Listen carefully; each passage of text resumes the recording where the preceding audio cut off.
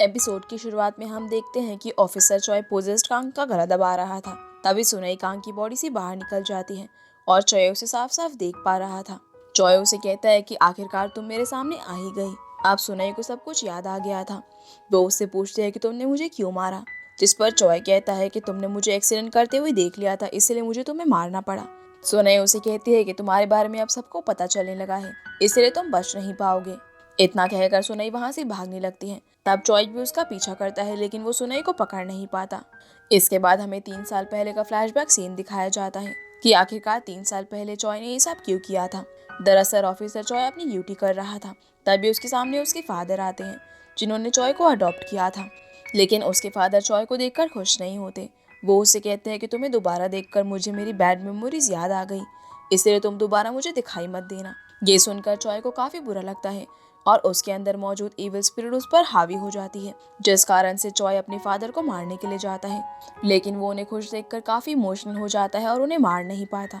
जिसके बाद वो गाड़ी से वापस आ रहा था और उस समय वो काफी इमोशनल था, क्योंकि सिर्फ एक फैमिली ने ही उसे अडॉप्ट किया था और उनका खुद का बेटा होने के बाद वो लोग चॉय के साथ ठीक से बर्ताव नहीं करते थे। तभी अचानक उसकी गाड़ी से कोई टकरा जाता है। जैसे ही वो उतर कर देखता है तो वो यूनी थी, जो कि काफी इंजर्ड हो चुकी थी। अब ये देखकर वो काफी घबरा जाता है और उसकी मदद करने ही वाला था, लेकिन तभी इविल स्पिरिट उसके अंदर आ जाती है और वो अपनी गाड़ी से यूनी के पैरों को कुचलकर वहां से भाग जाता है। ऐसा करते हुए सुनई ने उसे देख लिया था, इसलिए वो जल्दी से ऑफिसर चॉय को इस बारे में बताती है, क्योंकि वो पुलिस टीम में सिर्फ चॉय को ही अच्छी तरह से जानती थी। लेकिन उसे नहीं पता था कि ये एक्सीडेंट चॉय ने ही किया है। जिसके बाद सुनई अपनी डायरी में उस गाड़ी का नंबर लिख लेती है, ताकि वो उस नंबर को याद रख सके। अब जैसे ही चॉय उसके पास आता है, सुनई उसे सब कुछ बता देती है। वो उसे गाड़ी का नंबर भी बता देती है। उसी समय सुनई की नज़र चॉय की गाड़ी के नंबर पर पड़ती है और उसे समझ आ जाता है कि ये एक्सीडेंट चॉय ने ही किया है। लेकिन सुनई चॉय को इस बारे में कन्फर्ट नहीं करती, बल्कि वो बहाना बनाकर वहां से भागने लगती है, क्योंकि वो घर के अंदर अकेली थी।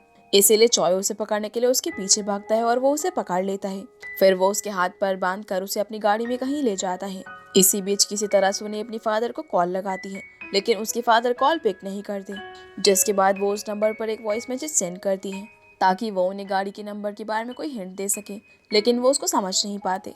जिसके बाद चॉय उसे अपने घर ले जाता है और उसे बाथटब में डुबाकर मार डालता है। फिर वो उसकी लाश को रिवर के अंदर फेंक देता है। अगली सुबह पुलिस सुनई की लाश को पानी से बाहर निकालती है और सभी सोचते हैं कि शायद सुनई ने सुसाइड किया होगा, क्योंकि ऑफिसर चॉय ने इस सीन को इस तरीके से बना दिया था कि वो सुसाइड लगे। अब कहानी प्रेजेंट में आती है, जहाँ पर सुनई सोच रही थी कि वो इसीलिए भटक रही है क्योंकि उसकी मौत अचानक से हो गई और उसको इंसाफ नहीं मिला, ना कि इसलिए कि वो एक वर्जन है। फिर सुनई शमन के पास जाकर उसे सब कुछ बता देती है, जहाँ शमन उसे कहती है तुम्हें अब खुद का गार्ड बनना होगा, क्योंकि अब तुम्हारी फाइट एक इविल स्पिरिट से है। वहीं दूसरी तरफ चॉय अब सुनई को ढूंढ रहा था। तभी रास्ते में उसे मिस्टर शिन मिलते हैं, जो मार्केट से कुछ खाने पीने का सामान अपने घर पर लेकर जा रहे थे। वो चॉय को बता देते हैं कि उनके घर में एक गेस्ट आ रखी है, इसलिए वो एक खाने पीने का सामान लेकर जा रहे हैं। जिसके बाद हम बोंगसुन को देखते हैं, जो शेफ के पास कॉल करके उन्हें मिलने के लिए बोलती है। अब जैसे ही बोंगसुन सुनवू से मिलने के लिए रेस्टोरेंट से बाहर आ रही थी, तभी उसे पीछे से कोई किडनैप कर लेता है। इधर सुनवू बोंगसुन के पास कॉल करता है, लेकिन उसका फोन नहीं मिल रहा था। तभी उसे रास्ते में बोंगसुन का जूता मिलता है, जिससे उसे पता चल जाता है कि बोंगसुन किडनैप हो चुकी है। इसलिए वो पुलिस स्टेशन कॉल करके चॉय के बारे में पूछता है, लेकिन चॉय पुलिस स्टेशन में नहीं था। जिसके बाद सुनवू शमन के पास जाता है और उसे बोंगसुन के बारे में बता देता है, जहाँ शमन भी उसे चॉय की असलियत के बारे में बता देती है। जिसके बाद सुनवू घर पर चॉय के बारे में चेक करने के लिए जाता है, जहाँ पर यूनी भी चॉय के लिए काफी परेशान हो रही थी, क्योंकि वो उसका कॉल पिक नहीं कर रहा था। पर सुनवू की मॉम उसे कहती है कि चॉय किसी काम से बाहर गया है और वो जल्दी आ जाएगा। तब यूनी को याद आता है कि चॉय ने कबर्ड के ऊपर रखे एक बॉक्स में कुछ चीजें रखी हुई हैं। अब जैसे ही वो उस बॉक्स को नीचे उतरवाकर चेक करने लगती है, तब उसके अंदर उसे मिस्टर हान का वॉलेट और उनका फोन मिलता है। ये देखकर वो दोनों काफी शॉक हो जाती हैं। उसी समय वहाँ पर सुनवू आता है और यूनी उसे सब कुछ दिखा देती है, लेकिन सुनवू इन दोनों को कुछ नहीं बताता, बल्कि वो कहता है कि शायद ये सारी चीजें हान के केस के लिए एक एविडेंस होंगी, और वो ऐसा इसलिए करता है क्योंकि वो नहीं चाहता था कि यूनी चॉय की वजह से परेशान हो। अगले सीन में हम सुनवू को पुलिस के साथ देखते हैं, जो कि चॉय के फोन को ट्रैक करके एक लोकेशन पर पहुंचता है। लेकिन वहां जाकर उन्हें पता चलता है कि चॉय ने पुलिस को गुमराह करने के लिए अपना फोन यहाँ पर छोड़ा है। फिर सुनवू दोबारा से शमन के पास जाता है और शमन अपनी पावर से चॉय की एक्चुअल लोकेशन फाइंड करने की कोशिश कर रही थी, वो बताती है कि चॉय एक ऐसी जगह पर है जहाँ पर काफी सारे बच्चे हैं और वो जगह सियोल के आसपास ही है। अगले सीन में हम चॉय को एक ऑर्फनेज में देखते हैं जहाँ वो काफी सारे बच्चों के साथ खेल रहा था। यहाँ हमें पता चलता है कि चॉय भी इस ऑर्फनेज में रहकर बड़ा हुआ है। ऑर्फनेज के पास ही वो एक रूम में रहता है जहाँ उसने बोंगसुन को किडनैप कर रखा हुआ था। दूसरी तरफ सुनवो आसपास के सभी स्कूल्स और किंडरगार्टन में जाकर चेक करने लगता है। वहीं सुनई भी अपने गोस्ट फ्रेंड्स को उन दोनों की जांच में लगा देती है और एक गोस्ट उस ऑर्फनेज में पहुंच जाती है जहां पर चॉय था। अब जैसे ही वो देखती है कि चॉय उसे देख रहा है, जिससे डरकर वो वहां से भाग जाती है। वहीं सुनई भी उसी प्लेग्राउंड में आ जाती है जहां वो अक्सर बोंगसुन से मिला करती थी। तभी उसके पास उसकी गोस्ट फ्रेंड आती है और उसे बताती है कि मुझे बोंगसुन कहीं नहीं मिली, बल्कि मैंने एक ऐसे पर्सन को देखा जो मुझे देख सकता था। लेकिन ये कोई बड़ी बात नहीं थी क्योंकि आजकल लोगों को गोश्त दिखना एक ट्रेंड बन गया है। दूसरी तरफ बोंगसुन को एक बच्चे का गोश्त दिखता है। वो उस बच्चे से मदद मांगती है और उसे उसका फोन पास करने को कहती है। तब वो बच्चा उसकी हेल्प करता है और वो फोन को क्लिक करके उसकी तरफ पहुंचा देता है। अब किसी तरह बोंगसुन सुनवू को कॉल करती है, लेकिन उसके मुंह पर टेप लगी हुई थी, इसीलिए वो सुनवू को कुछ खास बता नहीं पाती। तब सुनवू उसे कहता है कि तुम मुझे अपनी लोकेशन मैसेज करके बता दो। अब क्योंकि बोंगसुन को लोकेशन के बारे में नहीं पता था, इसीलिए वो एक हिंट के तौर पर उन्हें लोकेशन बता देती है। तभी चॉय अंदर आ जाता है और डर की मारी बोंगसुन फोन को उस जगह पर फेंक देती है। पर उस मैसेज से सुनवू समझ जाता है कि आसपास से रोजमेरी की स्मेल आ रही है और वो ऐसी जगह को ढूंढने की कोशिश करता है। इधर सुनवू को रेस्टोरेंट के टेबल पर रोजमेरी का प्लांट दिखाई देता है। तभी उसे याद आता है कि ये प्लांट उन्हीं ने यहाँ पर रखा था जिसे उसे चॉय ने ला कर दिया था। अब वो इस प्लांट की फार्मिंग लोकेशन के बारे में भी पता लगा लेता है। तभी उसे याद आता है कि ये रोजमेरी जहाँ से ली गई है वहाँ पर चॉय का ऑर्फनेज भी है। उसी समय उसके पास शमन की कॉल आती है और वो उन्हें ऑर्फनेज में आने को बोलता है। अब सुनवू पुलिस के साथ उसी ऑर्फनेज पर पहुंच जाता है और पुलिस की टीम वहां पर जांच शुरू कर देती है। जैसे ही चॉय को पुलिस के बारे में पता चलता है, वो बोंगसुन को अपनी गाड़ी में लेकर वहां से निकल जाता है और उसे वहां से जाते हुए सुनवू देख लेता है और वो तुरंत अपनी गाड़ी से चॉय की गाड़ी का पीछा करने लगता है। इधर शमन और सुनई भी अपनी टैक्सी से सुनवू को फॉलो कर रहे थे, जिसके बाद हम देखते हैं कि बोंगसुन किसी तरह से खुद को फ्री कर चाकू से चॉय पर अटैक कर देती है, जिस कारण से चॉय की गाड़ी का बैलेंस बिगड़ जाता है और बोंगसुन गाड़ी से बाहर कूद जाती है। वो काफी ज्यादा डरी हुई थी, लेकिन सुनवू उसके पास आकर उसे संभालता है। उसी समय शमन और सुनई भी वहां पर आ जाते हैं, लेकिन चॉय वहां से भाग चुका था, इसीलिए अब शमन और सुनई दोनों ही अपनी गाड़ी से उसका पीछा करते हैं। काफी दूर तक जाने के बाद इन दोनों को चॉय की गाड़ी एक सुनसान जगह पर पार्क मिलती है, इसीलिए ये लोग अपनी गाड़ी से बाहर निकलकर चॉय की गाड़ी के पास जाते हैं। अब क्योंकि चॉय इंजर्ड था, इसीलिए ये लोग सड़क पर पड़े खून का पीछा करते हुए एक सुनसान बिल्डिंग के पास पहुंच जाते हैं। शमन कहती है कि मुझे यहाँ से इविल स्पिरिट के होने का एहसास हो रहा है, इसलिए ये दोनों बिल्डिंग की छत पर पहुंच जाते हैं जहाँ इन्हें चॉय मिलता है। चॉय इन दोनों पर अटैक करता है, लेकिन शमन अपनी पावर्स के जरिए चॉय की बॉडी से इविल स्पिरिट को बाहर निकाल देती है और उसे अटैक करने से रोक देती है।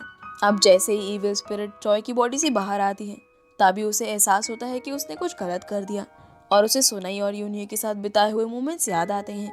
पर इविल स्पिरिट दोबारा से चॉय की बॉडी को पोजेस कर लेती है, पर इस बार चॉय खुद पर किसी तरह से कंट्रोल करता है और वो बिल्डिंग से नीचे कूदकर अपनी जान दे देता है ताकि वो इविल स्पिरिट अब दोबारा से उसकी बॉडी का इस्तेमाल न कर सके। क्योंकि रियल में चॉय एक बहुत ही अच्छा इंसान था, लेकिन उस इविल स्पिरिट की पोजीशन की वजह से उसने ये सब किया। जिसके बाद हम सुनई को देखते हैं जो कि थोड़ी सैड लग रही थी क्योंकि उसे अब मुक्ति मिल जाएगी और वो चाहकर भी इस दुनिया में बाकी लोगों के साथ नहीं रह सकती। इस बात से शमन भी काफी ज्यादा इमोशनल हो जाती है। अगले सीन में हम मिस्टर शिन को देखते हैं जिनके पास पुलिस स्टेशन से कॉल आता है, जहां पुलिस ऑफिसर उन्हें बताते हैं कि आपकी बेटी ने सुसाइड नहीं किया था, बल्कि ऑफिसर चॉय ने उसका मर्डर किया था। ये पता लगने के बाद मिस्टर शिन काफी इमोशनल हो जाते हैं। वो सोचते हैं कि मैं कैसा फादर हूँ जो अपनी बेटी को बचा नहीं पाया, उसे कितनी दर्द और तकलीफ हुई होगी, लेकिन मैं उसकी प्रॉब्लम को नहीं समझ सका, बल्कि मैं उसी इंसान को अब तक खाना सर्व करता रहा जिसने मेरी बेटी की जान ली। ये सब सोचकर मिस्टर शिन काफी दुखी हो जाते हैं। तभी उन्हें हार्ट अटैक आ जाता है। इधर हम बोंगसुन और सुनवो को देखते हैं जो कि बोंगसुन की ग्रैंडमदर के बारे में बात कर रहे थे। तभी बोंगसुन के पास हॉस्पिटल से कॉल आता है और ये दोनों तुरंत हॉस्पिटल पहुंच जाते हैं। दूसरी तरफ सुनई को भी जैसे अपने फादर के बारे में पता चलता है तो वो भी हॉस्पिटल पहुंच जाती है, जहां डॉक्टर बताते हैं कि उनके डैड शॉक की वजह से क्रिटिकल कंडीशन में है और नीचे गिरने की वजह से उनका ब्रेन भी इंजर्ड हुआ है, इसीलिए उनके पास बहुत कम टाइम है।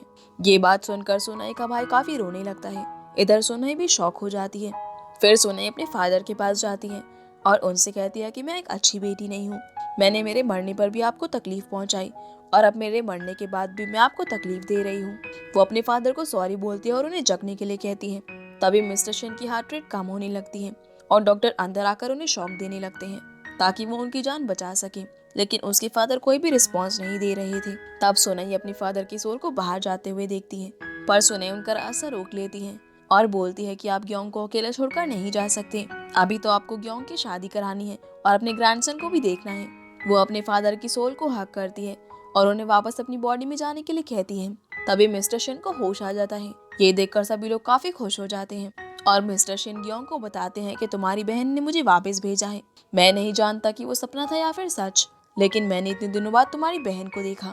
अगले सीन में हम बोंगसुन और सुनई को बात करते हुए देखते हैं, जहाँ सुनई उसे कहती है कि आज ही के दिन उसे मुक्ति मिलने वाली है। तो बोंगसुन उसे कहती है कि शायद ये सब हमारी किस्मत थी, तुम्हारी वजह से ही मैं शेफ के इतने क्लोज आ पाई, जिसके बदले में हम दोनों ने मिलकर तुम्हारी मर्डर मिस्ट्री को सॉल्व किया। सुनई उसे कहती है कि मैं हेवन में जाकर सुनवू जैसे किसी पर्सन को जरूर ढूंढ लूंगी। इतना कहकर वो वहाँ से जाने लगती है, लेकिन बोंगसुन उसे रोकती है और कहती है कि क्या तुम सुनवू को गुड बाय नहीं कहोगी। जिस पर सुनई कहती है कि वो तो मुझे देख भी नहीं सकते और ये सब मैं कैसे करूं। तब सुनई उसे कहती है कि मैं तुम्हें आखिरी बार अपनी बॉडी को पोजेस करने की परमिशन दे रही हूँ ताकि तुम सुनवू को जाकर गुड बाय बोल सको।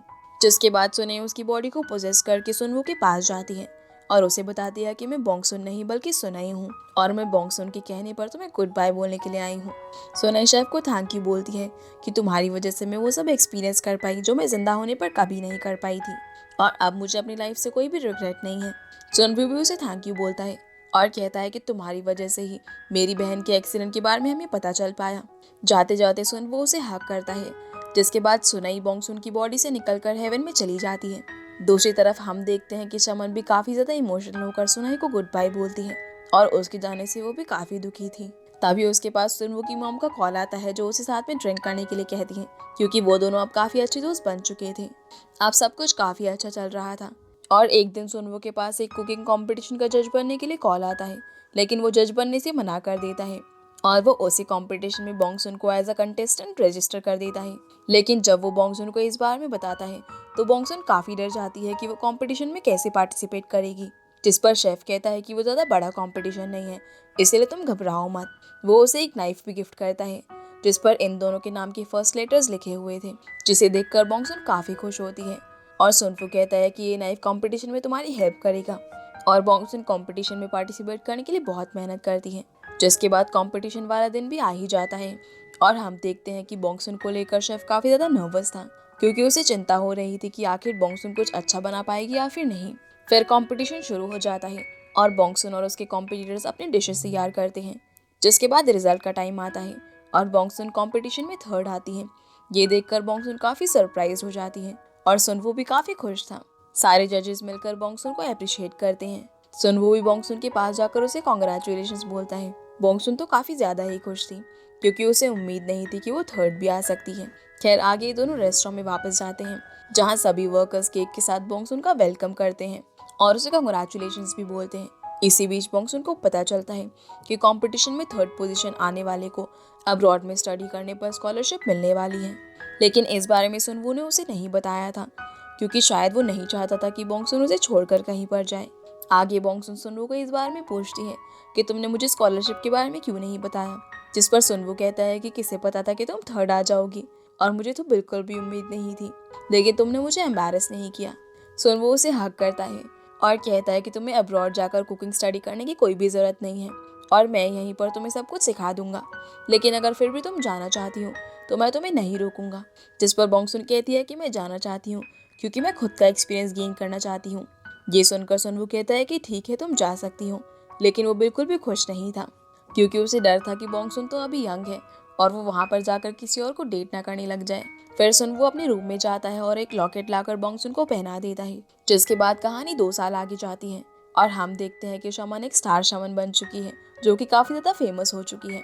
दूसरी तरफ सुनवू ने मिनसू को अपने रेस्टोरेंट का हेड शेफ बना दिया है और खुद उसने एक नया रेस्टोरेंट खोला है जहाँ पर वो ग्योंग को काम भी सिखाता है ताकि वो अपने फादर की मदद कर सके। वहीं यूनही ने भी एक फ्लावर्स की शॉप खोली थी और अब वो क्रचेस की मदद से चलने लग गई थी। जिसके बाद हम ऑफिसर चॉय को एक मेंटल असाइलम में देखते हैं जहाँ पर वो पुलिस की कस्टडी में था।